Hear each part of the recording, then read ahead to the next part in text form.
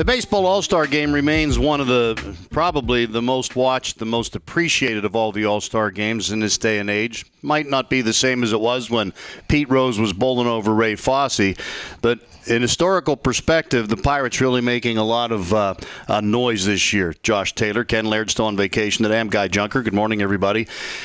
Andrew McCutchen is in his fifth straight. He's the first Pirate to go 5 straight times since Roberto Clemente. The team for 5 straight years has had more than one guy represent him, the required one guy. The first time since the 1960s that the Pirates have done that. It's pretty impressive and a sign of where this franchise is right now compared to where it was even 4 years ago. Here's another superlative. For the first time since the 1960 season, they're sending 2 starting pitchers, in A.J. Burnett and Garrett Cole. The last 2 to do that were Vern Law and Bob Friend. So that shows you not only just the quality of stars that are on this team, but how much better the pitching has gotten over the past couple of years. Garrett Cole has emerged as a star. A.J. Burnett has totally reinvented himself and become a much better pitcher. And finally, in his 18th season, this is his swan song. He's walking off after this year and finally makes an All-Star game, and arguably maybe the best first half of his career. So it really speaks to just how well this team is not only performed in the past couple of years, but the special things they've done this season. I'm sitting there during the rain delay before the game started last night and just reading stuff over. It's hard to not notice that going into last night's game, the top 2 Pirate hitters by batting average were Francisco Cervelli and Chris Stewart. Their 2 catchers lead him, 301, 298, and almost to a man, the guys in the locker room feel bad that Cervelli doesn't get the nod. The third catcher that the National League's taken, Yasmani Grandal. For the Dodgers, he's hitting 270. He's not hitting what Cervelli is, but he does have 13 home runs. I don't know much about his defensive game. I don't get to see him play that much.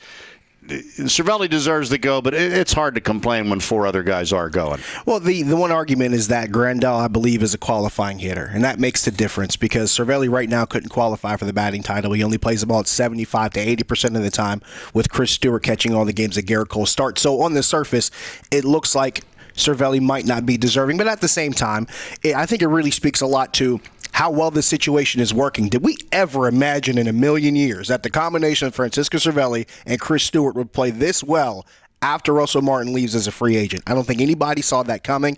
I think the fact that Cervelli was even considered to be an all-star, playing 75% of the time, replacing a guy like Russell Martin, says a lot about what they've done and how they've been able to make this combination of these 2 guys work. And Cervelli going in that trade for Justin Wilson right now looks like one of the steals of the offseason.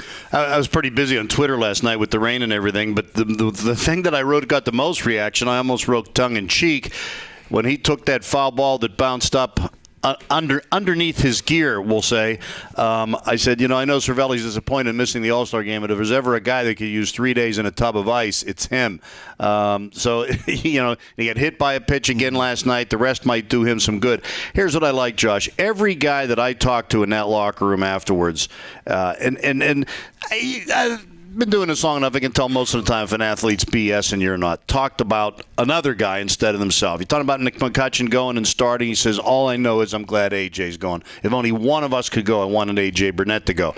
You talk to AJ and he goes, I feel bad that Cervelli's not going. Every guy in this room, one thing, knows that he's an all-star this year and he should be going. Burnett also talked about 17 years and he's going. He can't wait for his boys, hopefully, to shag some fly balls during the home run hitters contest. It was really a feel-good thing. Everybody talking about the other guy rather than themselves. Same thing with Garrett Cole. Garrett Cole was really, really excited that AJ was going also. And a lot of people talked about the dynamic with Jeff Locke and AJ Burnett his first time here. But now he's been here the second time around. It's really Garrett Cole and AJ Burnett that's become the more, I think, predominant dynamic. Those 2 guys being together, you can tell that they're, that Cole is learning from AJ and that he's really trying to soak up all he can. And you mentioned AJ Burnett's kids.